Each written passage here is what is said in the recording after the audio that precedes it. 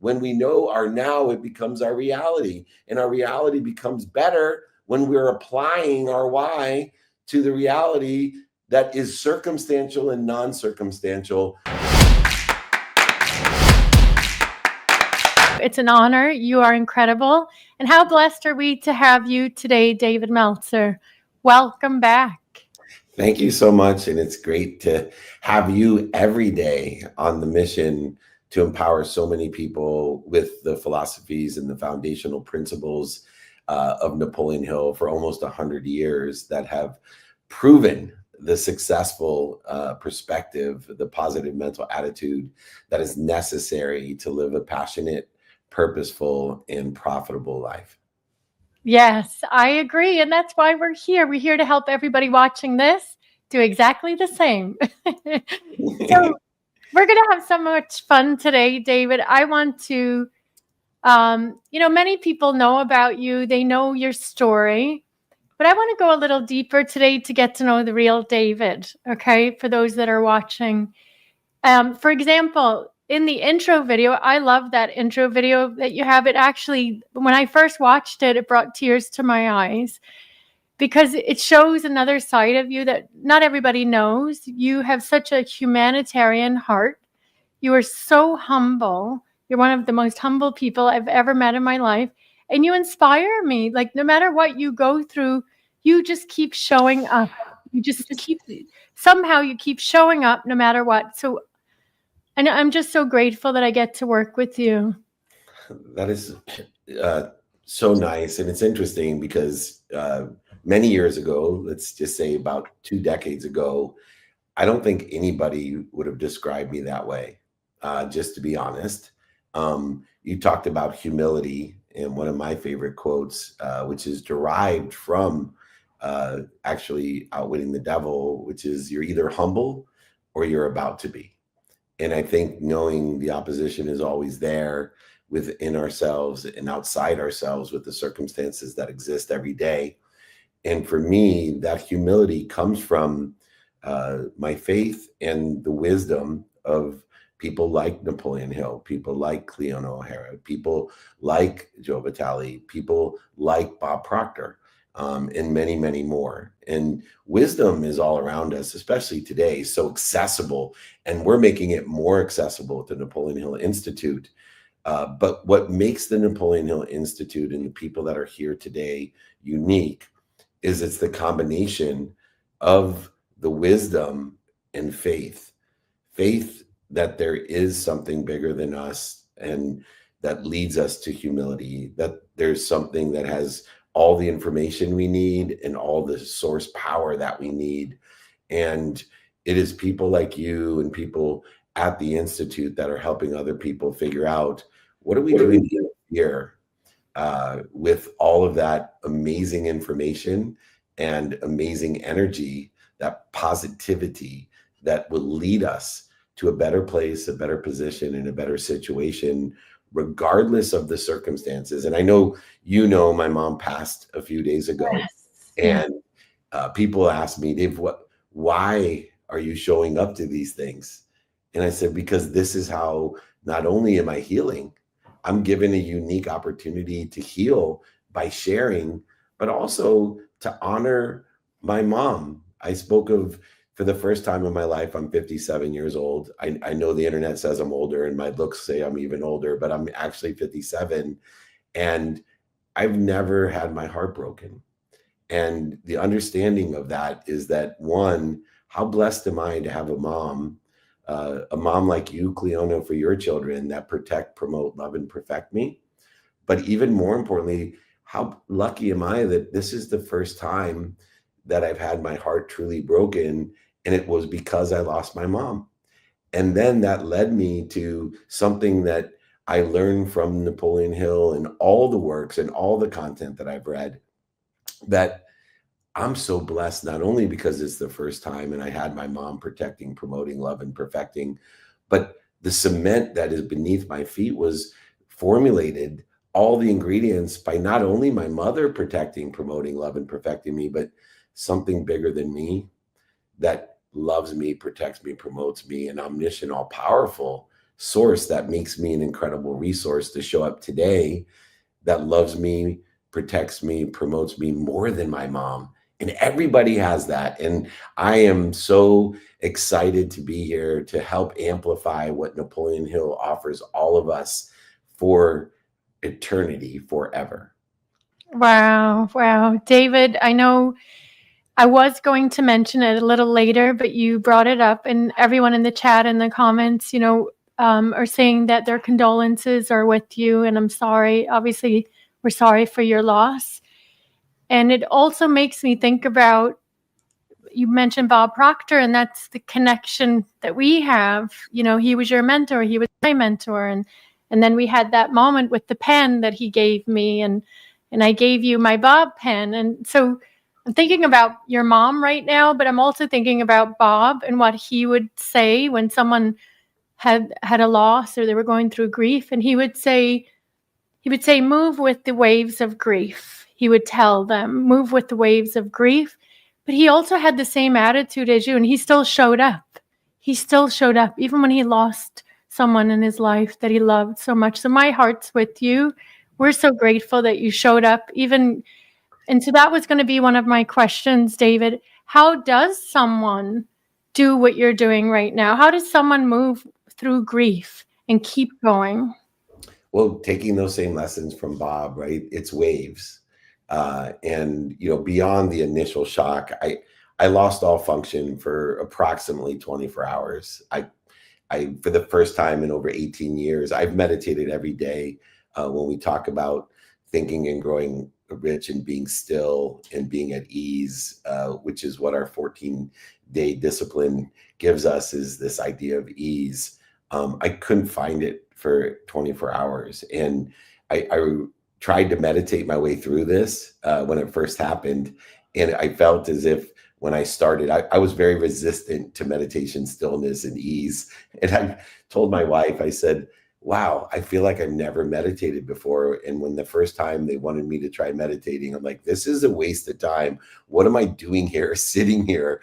But again, once I got to ease, using the tools that I was given from the wisdom and the faith that Napoleon Hill and the Institute gives others, I was able to start moving forward and prioritizing again the non-negotiable behaviors in my life, and to have this purpose, this definiteness of purpose on my mission to empower over 1 billion people to be abundantly happy, which means they make a lot of money so they can help a lot of people and have a lot of fun. And I have waves of grief within the context of when I show up, and they may show up in this interview and I may break down, which has happened while I'm showing up. But for me, that's okay, because this is how I heal through those waves. And I'm shortening the distance with the wisdom and faith of people like Napoleon Hill and Bob Proctor, shortening the distance of resistance that I have created to this ease, this peace that my mom would love me to continue to illustrate and to perpetuate, which is why she put so much effort and time into me and my siblings, so that her legacy could carry on like Napoleon Hill's. Wow. You are literally giving the full formula of what this whole week is about, which is growing rich with peace of mind. And you're giving us the full life example of how we can remain at ease with peace of mind, even through one of the worst times of our lives. And so what I feel is underneath all of this, and you mentioned it just now, it's your definite purpose. It's your, and also your intro video, it talks about you need to know your why, your what, and then the how. So you did mention it just now, but for those that are listening, what is your why? What is your what? For me, in that order, most people live in nothingness. And Napoleon Hill talks about this, not only in Think and Grow Rich, but in Outwitting the Devil, not only the definiteness of purpose to take us out of the nothingness. I have a very coarse example. I call it living your life like a tube. My uncle who passed away used to say, most people, Dave, they live like tubes, food in, food out, no definite purpose in their life at all. He was a huge Napoleon Hill fan.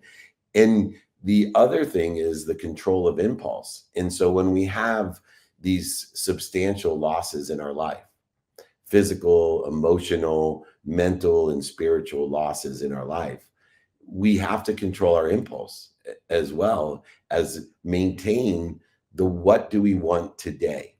And so for me, one of the things I've learned from Napoleon Hill and working with the Institute is within the context of definite purpose comes non-negotiable behavior, non-circumstantial behavior. So I knew when my mom passed that I was going to get a minimum amount of sleep. One of the first people I called was my sleep coach to ask, how am I going to make sure I get a minimum of 7 hours sleeping? Because it's non-negotiable, meaning no matter what the circumstances, the weather, the interest rates, delays, or even my mom passing, how am I going to make sure I get every day of my life a minimum of 7 hours to recover and access my higher source to be a better resource? And then two, what should I do with my health? Non-negotiably, according to the circumstances, it doesn't matter. I'm going to have a minimum of an hour a day on my health.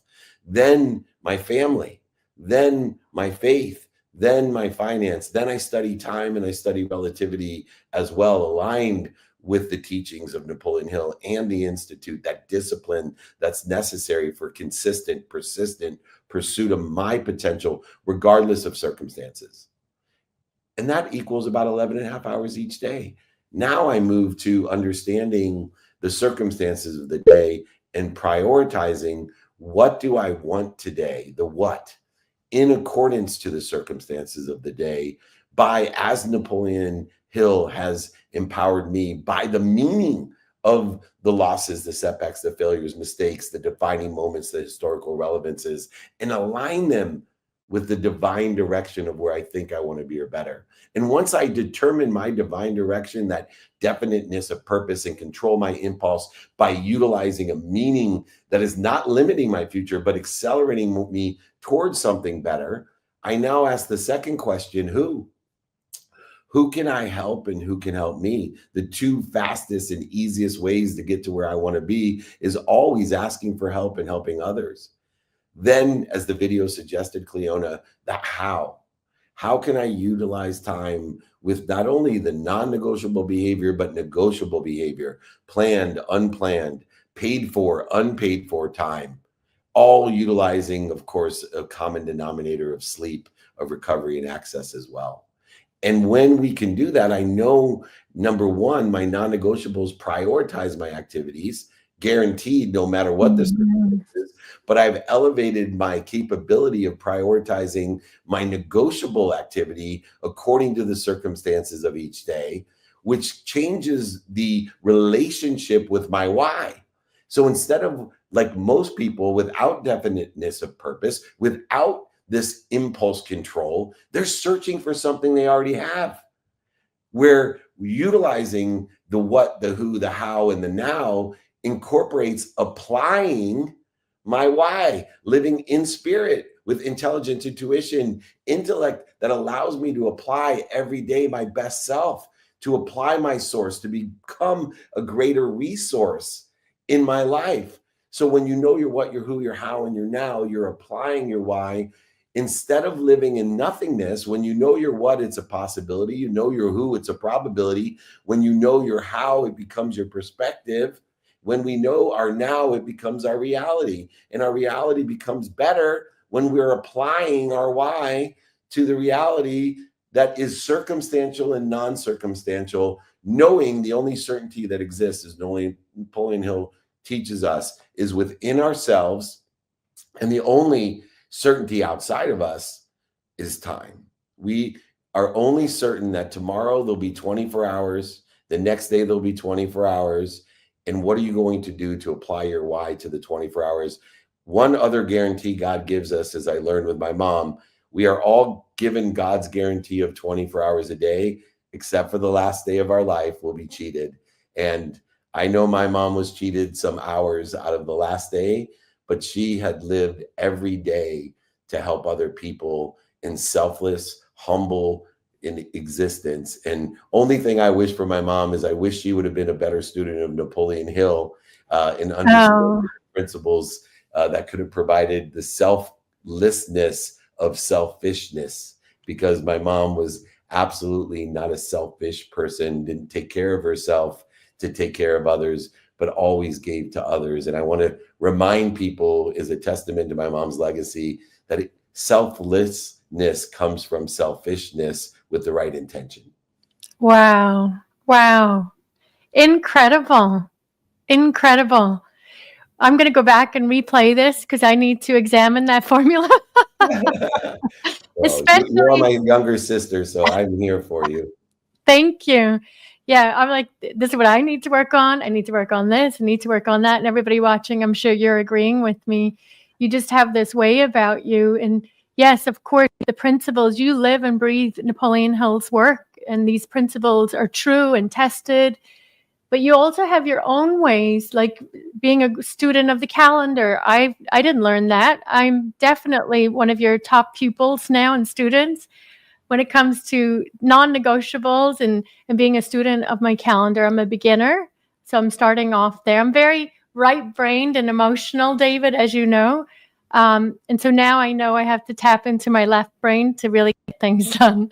So thank you for that. What is your mom's name, just so we can all honor her today as we're talking about her? Yeah, my mom's name is Karen, and her maiden name is Goldberg. So Karen Goldberg is my mother's name. Wow.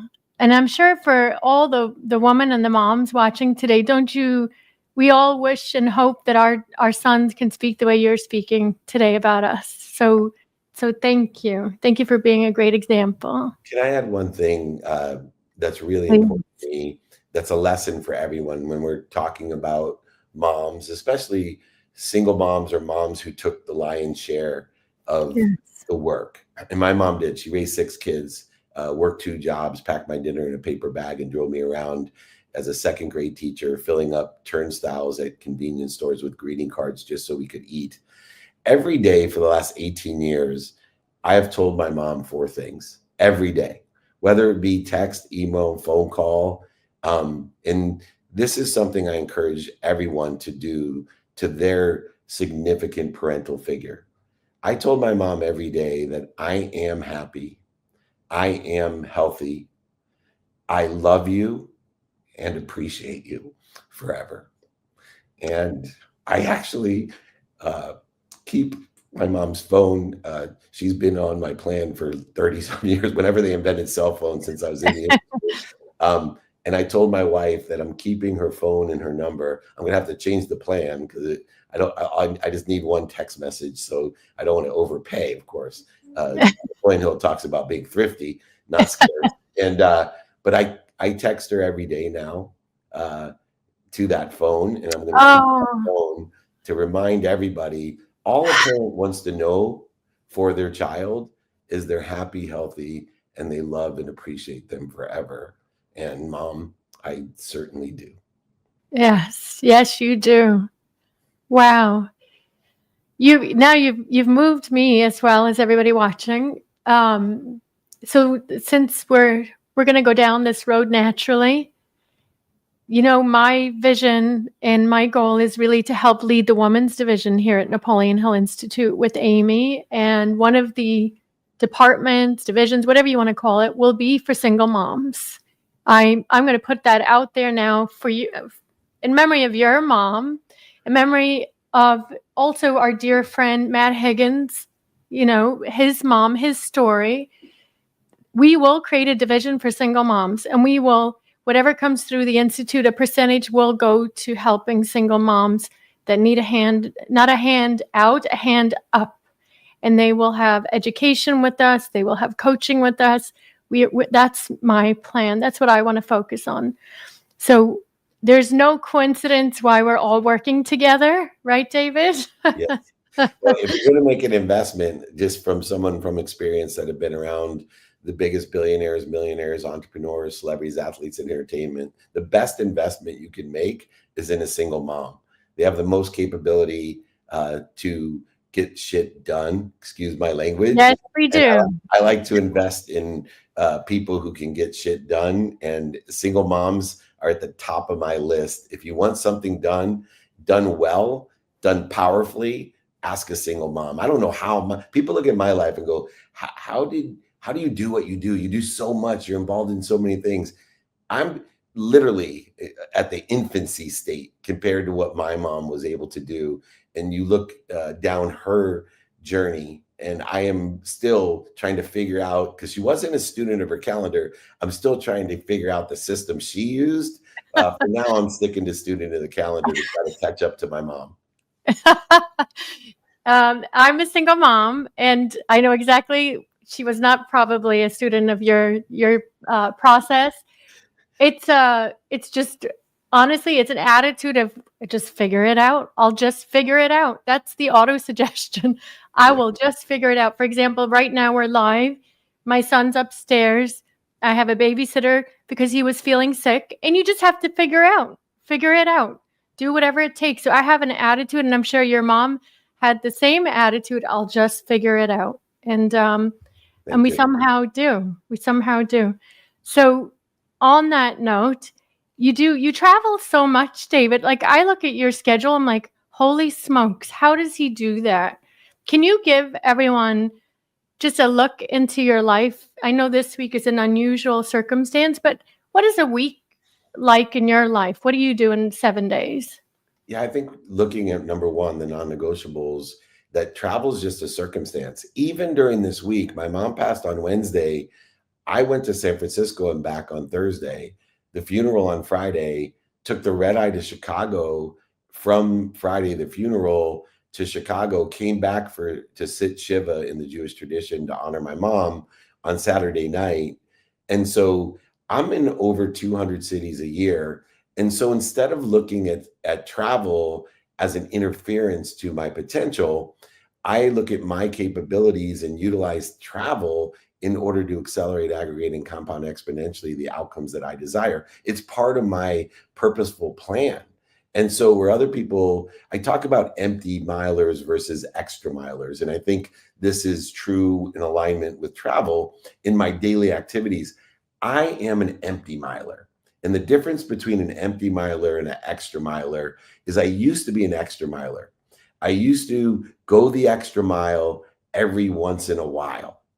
And then I would use my effort, the extra mile that I went every once in a while, to justify not where I was, but where I wasn't. I would tell people, oh, I did this for 18 hours and I did this for 16 hours. And, I did this, and I would use that to justify why I wasn't where I wanted to be, especially when I lost everything 18 years ago and went bankrupt, I used the extra mile as an excuse. And then I realized that I wanted to live the empty mile. And there's a very silly analogy that I use that proves the empty mile. The empty mile says 2 minutes a day, 7 days a week is worth more than 2 hours on a Saturday. Now, to do it, it's very hard because it's contrary to human nature, because it's hard to stay consistent when there's no evidence to say that your consistent behavior is getting you to where you want to be or better. And sometimes, like in my life and in yours, I know there's evidence that contrary to saying, hey, Cliona, your consistent behavior is getting you to where you want to be or better. In fact, the evidence is contrary. And so for me, the empty mile is best exemplified by a kid studying Spanish. I've never met one kid who studied Spanish 15 minutes a day that didn't get an A. I know tons of kids that studied 15 hours on Sunday before the Monday test and didn't get an A, and then used it as an excuse saying, but mom, I studied 15 hours on Sunday before the Monday test. I don't know why I didn't get an A. Because you're an extra miler, not an empty miler. And I am a consistent, everyday, persistent, without quit person who pursues my potential, not other people's potential, not what's missing, not what I don't have. I spend minutes and moments in the waves, as Bob Proctor suggested to us, of grief, interference, anger, a need to be right, a need to be separate, a need to be inferior, superior, anxious, frustrated, angry, and guilty. Just minutes and moments. because I've learned to be at ease through the principles, through the foundational principles of Napoleon Hill and others that came from him. One of the things that people has to realize about Napoleon Hill and Napoleon Hill Institute, and why I'm so passionate about making this my legacy alongside you, is that it's not just Napoleon Hill. Napoleon Hill was the seminal foundation for all personal development. If you like Dr. Wayne Dyer, go back to Napoleon Hill.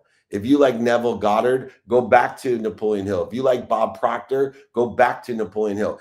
If you like Tony Robbins, Dr. Joe Dispenza, Joe Vitale, David Meltzer, Ed Milet, Tom Bilyeu, Matt Higgins, Mark Cuban, go back to Napoleon Hill, because that's where all of these different variant perspectives of the exact same foundational principles lie. So you might as well go to the source if you want to be a tremendous resource.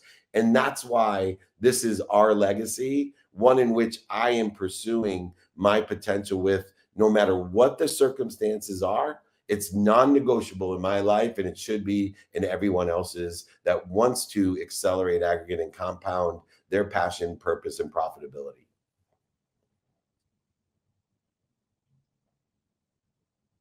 I'm muted. So that's, I was like, wow, that's what I call a burning desire on fire right here, right now. I hope you all felt that fire, because I feel it. It's energy. It's a frequency. You give off that certainty, like, this guy's going to do it. I believe him. He's going to do it. There's not an ounce of doubt in your field of the way you speak, the frequency you're giving off. This is incredible. And I believe you, and everybody watching this, I know you felt it. And since we're on that topic, there's so much I want to unpack. Everything leads back to the source, the founding father. That's why I'm doing this. You know, I could have built the little Cliona brand and did my little coaching thing, and that sounds lovely, you know. But you have an incredible brand on your own, and you have all these results and all this experience. So, and even Matt Higgins, I was talking to him the other day. He wrote the book, you know, Burn the Boats. And what's interesting is he never read Think and Grow Rich up until a couple of weeks ago. And he wrote Burn the Boats a couple of years ago, right? And I said, Matt, you're kidding me. You never read Think and Grow Rich? He said, no. I said, your book is the living, breathing example, modern day version of these principles applied with business examples up to date. And so he finally read it, and he's like, holy smokes, you're right. I can't believe this. So it all goes back to the source. We all go back to the source, and I believe that's why we're doing this, David, together. And can you talk about, since you shared that so passionately, so beautifully, can you talk about investing energy? What is energy? We all have energy. How do we use it?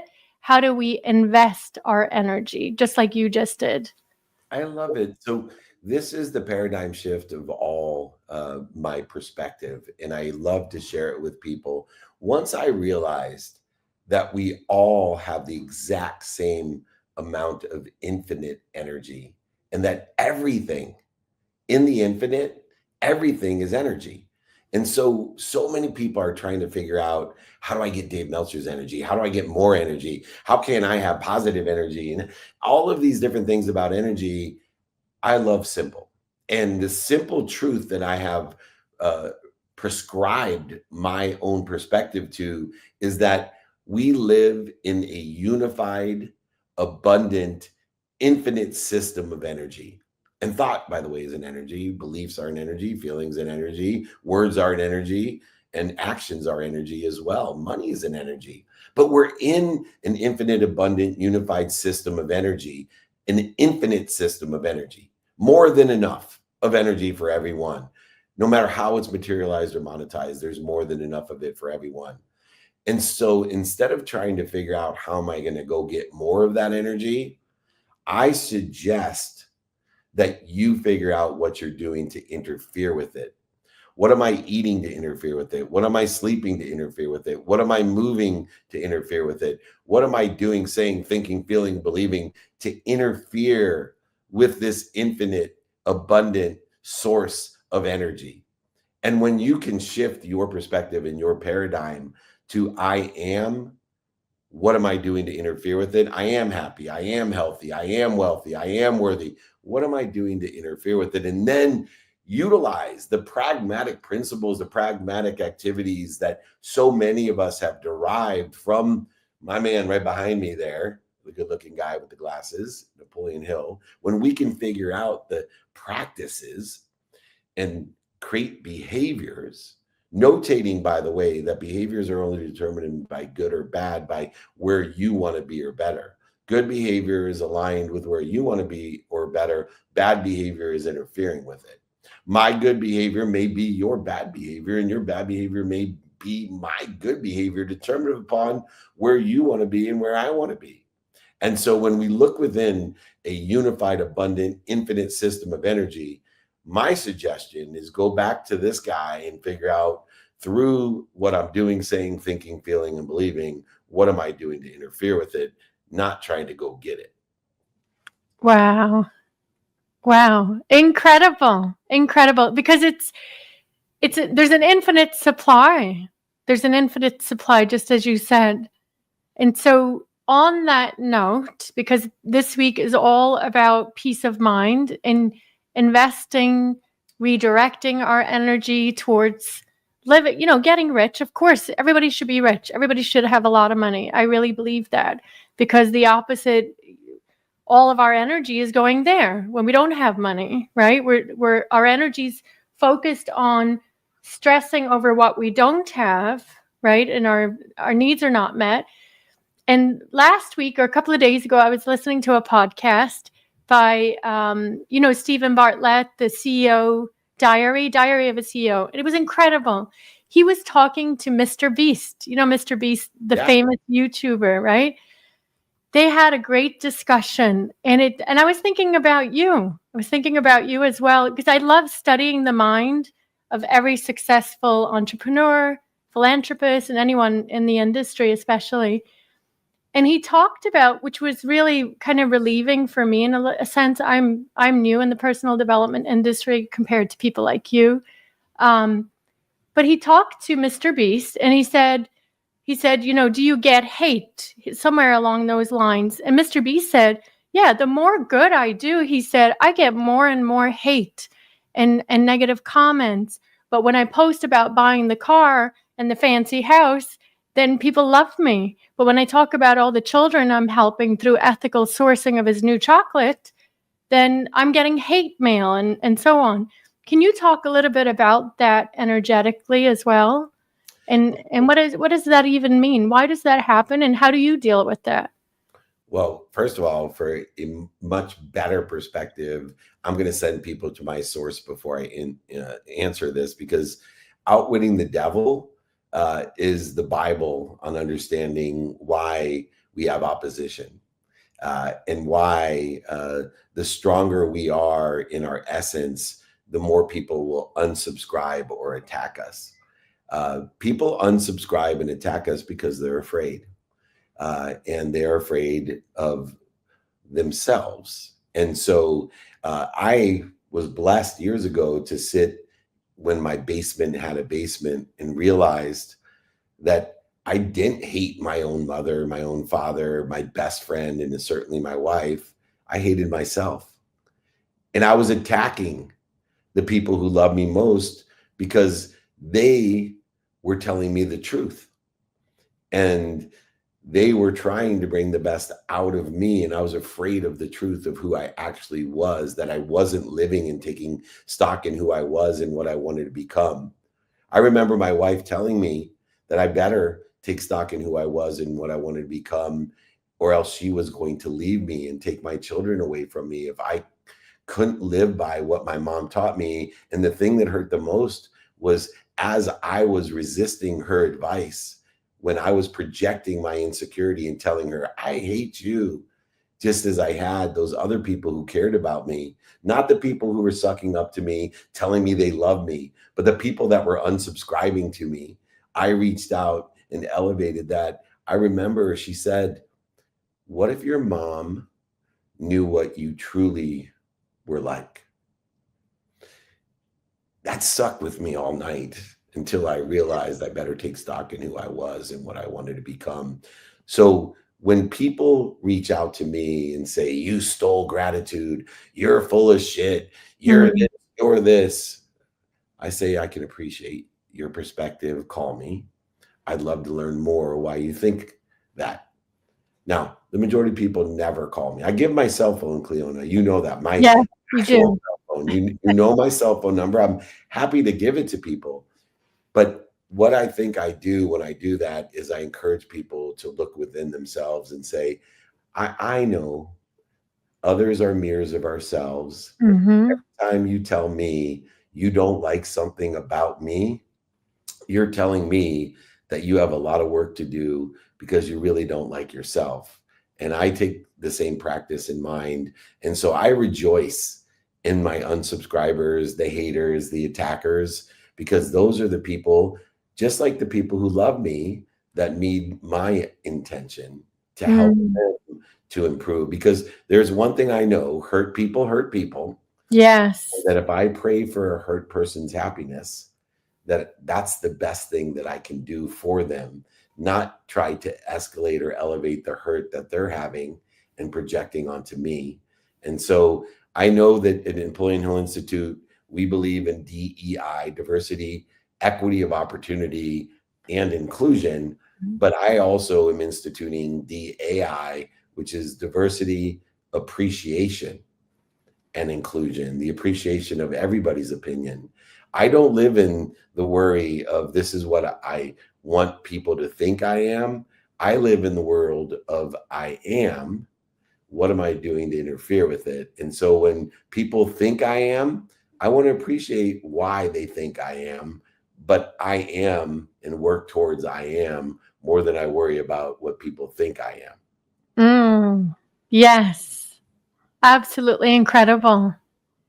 Everything that comes after I am, then that's what we become, right? And so you're putting all your focus and your attention on I am, and everyone is a mirror. So, and also, I think, and from Outwitting the Devil, I'm so glad that you said, let's go back to that to get our instructions, because that was one of the books. I don't know if you know this story, David, but real quick, when I started working for Bob, in the mail, I got Outwitting the Devil from Amazon to Cliona from Cliona. And I had just started working for Bob. I'm still, I'm really sure it was Bob sending it secretly to me, but I can't confirm that.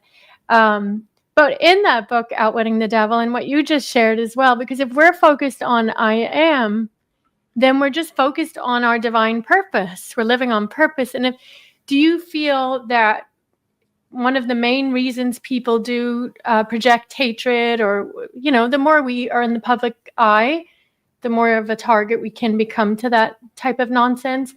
But do you think it's because they're not living on purpose as well? Yeah, it's so interesting because this is the first time in human history that we have a total addressable community of billions of people. And so when we were in our own small tribes, our own small communities, our own small cities and counties, even 300,000 people, it bodes better for us not to actually live our lives as I am, because it would create so much interference and conflict. And so today, by this popularity, or if we have a greater awareness, a bigger community, it's just statistics, but I think it's duplicative or exponential in nature. What do I mean by that? And when I got to a point where there was millions of people in my community, there was a certain freedom that didn't exist when I went to high school, where I had to conform and worry about what people thought I was, or it would have interfered too much with where I wanted to be or better in the circumstances of being in high school. So I had to be concerned about what other people thought of me, or else I wouldn't be able to achieve what I wanted to achieve, because I would have had this interference or this time that would have been taken for people that would have made fun of me, scoffed at me, hated me. And so I think there's this conscious realities. But when you get to millions of people, not only do you have more people, obviously, that aren't going to like you just because there's more people that know of you? But even more importantly, the exponentiality occurs because you have so much more freedom when millions of people are in your community, because you have the security of so many people loving you no matter what, that you are encouraged to be I am even more and accept that this is what people think I am that isn't aligned with what I think I am, and feel encouraged knowing that what I am is more important than what people think I am. Yes, I love that. I love that. It's none of our business, right? What Yes, I love other that. people think I am. Yeah, Bob always said that. It's none of your business. What they think you are is none of your business, Dave, because I was Yeah. always frustrated. I'm doing my best. Why do they hate me? Dave, Yeah. what they think of you is none of your business. You know who you are. Keep doing what you're doing. That's perfect. I love that. I just noticed the time because I'm so enjoying this, and I totally lost track here. But let me ask you one quick question. I know you have to go, but just give everyone kind of a quick snapshot of your vision of where we're going at the Napoleon Hill Institute and what you're most excited about. Well, we're thinking big. And so I know that we are only limited by our imagination, our self-image. So the first step in what I'm doing is re-engineering the self-image of Napoleon Hill Institute to a worldwide brand and legacy. And so the first objective of mine is to create a foundational business that can handle a worldwide movement based off of the seminal information of the very first personal development professors or guru to me that exists. And so the first step is to, one, change the imagination and the self-image of the Institute to a worldwide, unlimited, infinite source of information and inspiration and intuition. And then to provide the foundational structure in order to support that unbelievable imaginative self-image of what is the world's greatest content to help people make a lot of money, help a lot of people, and have a lot of fun, completely aligned with my mission in life. Nothing is more in line. Nothing has had more of an impact and an inspiration than the Napoleon Hill Institute. So please join us as we work this movement worldwide. Help us to expand our imagination and our self-image. Capture as much of this content as you can. Modify it for every platform that exists today that did not exist back then. Amplify it everywhere. Share it, please, and then perpetuate it so we can create this unbelievable community of people that want to help each other and know people that can help each other. I've never been more excited. And we are starting and prioritizing, by the way, the women's division and the corporate division, which go hand in hand. Within the corporate division, the women's division will participate. Obviously, one of my main objectives is to change the face of capitalizing women and they're underfunded women. And I want to elevate their talents, their skills. Less than 3% of capital in America goes to women. And so in the corporate world, I want to encourage them to support women executives, women in their capital needs, all the things. So I think we work hand in hand, and the women's, obviously the fastest way to create this world movement is to take care of the people that have the most impact on the movement, which there's more women than men on earth. So there's billions and billions of women that can use our help, along with the majority of people who already get the majority of the help. We're still going to support you as well. So Cliona, I can't tell you how grateful I am for the opportunity to be the chairman of Napoleon Hill Institute in the corporate global division. I'm here to be of service and of value. I can't wait till next year when we come back and everyone's like, wow, Yes. I never imagined how big this could be. Yes, I agree. David, I'm honored. I'm humbled that I get to work with you, and I love you dearly. Thank you so much. Thank you. I'll see everybody soon. Reach out, NapoleonHillInstitute.com.